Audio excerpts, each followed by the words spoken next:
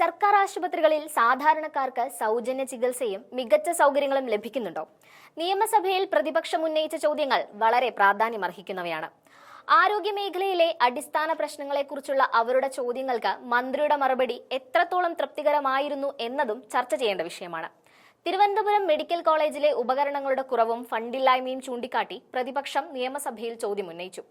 സാധാരണ രോഗികളിൽ നിന്ന് പണം വാങ്ങി യൂറോളജി വിഭാഗത്തിൽ ശസ്ത്രക്രിയ ഉപകരണങ്ങൾ വാങ്ങേണ്ട അവസ്ഥയുണ്ടെന്ന വകുപ്പ് മേധാവി ഡോക്ടർ ഹാരിസിന്റെ പരാമർശവും ഹൃദയ ശസ്ത്രക്രിയ ഉപകരണങ്ങളുടെയും എക്സ്റേ ഫിലിമിന്റെയും ദൗർലഭ്യവും പ്രതിപക്ഷം സഭയിൽ ഉയർത്തിക്കാണിച്ചു. സാധാരണ രോഗികൾക്ക് അത്യാവശ്യ ചികിത്സാ സൗകര്യങ്ങൾ പോലും ഉറപ്പാക്കാൻ സർക്കാർ എന്ത് നടപടിയാണ് സ്വീകരിക്കുന്നതെന്നും ചോദ്യം ഉന്നയിക്കപ്പെട്ടു. ഈ ആരോപണങ്ങൾക്കെല്ലാം മറുപടിയായി കഴിഞ്ഞ സർക്കാരുകളുടെ കാലത്തെയും ഇപ്പോഴത്തെ ഫണ്ട് വിനിയോഗവും താരതമ്യം ചെയ്താണ് മന്ത്രി വീണ ജോർജ് സംസാരിച്ചത്. സർക്കാർ ആശുപത്രികളിൽ കൂടുതൽ ആളുകൾ എത്തുന്നത് സർക്കാർ സംവിധാനങ്ങളിലുള്ള വിശ്വാസം വർദ്ധിച്ചതുകൊണ്ടാണെന്നാണ് മന്ത്രിയുടെ വാദം. സർക്കാർ ആശുപത്രികളിലെ OP രജിസ്ട്രേഷൻ 2015-16 8 കോടിയായിരുന്നത് ഇപ്പോൾ 13 കോടിയായി വർദ്ധിച്ചതായും മന്ത്രി ചൂണ്ടിക്കാട്ടി. എന്നാൽ ഈ കണക്കുകൾക്ക് പിന്നിലെ യാഥാർത്ഥ്യങ്ങൾ എന്താണ്?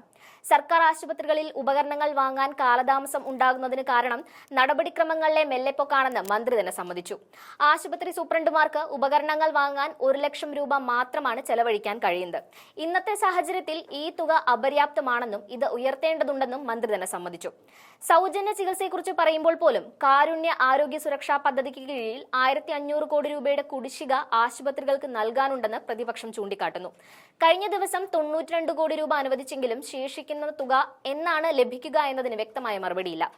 UDF സർക്കാരിന്റെ കാലത്ത് തിരുവനന്തപുരം മെഡിക്കൽ കോളേജിൽ ഉപകരണങ്ങൾ വാങ്ങാൻ 15.64 കോടി രൂപ ചെലവഴിച്ചപ്പോൾ ഒന്നാം പിണറായി സർക്കാർ 41.84 കോടി രൂപയും രണ്ടാം പിണറായി വിജയൻ സർക്കാർ 80.66 കോടി രൂപയും ചെലവഴിച്ചുവെന്നാണ് മന്ത്രിയുടെ കണക്ക്.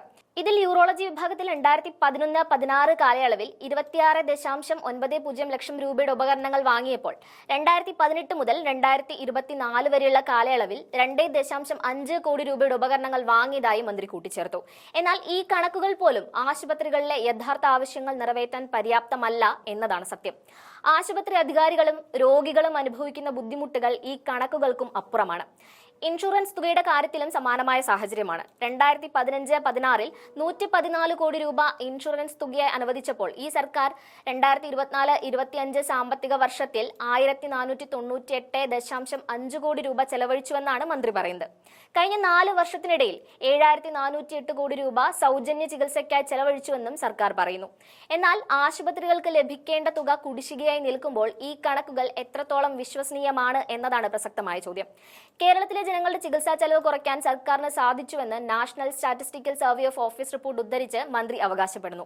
2016 ഗ്രാമീണ മേഖലയിൽ 17,504 രൂപയും നഗരമേഖലയിൽ 23,123 രൂപയുമായിരുന്നത് 2024 ഗ്രാമീണ മേഖലയിൽ 10,929 രൂപയായും നഗരമേഖലയിൽ 12,800 രൂപയായും കുറഞ്ഞു.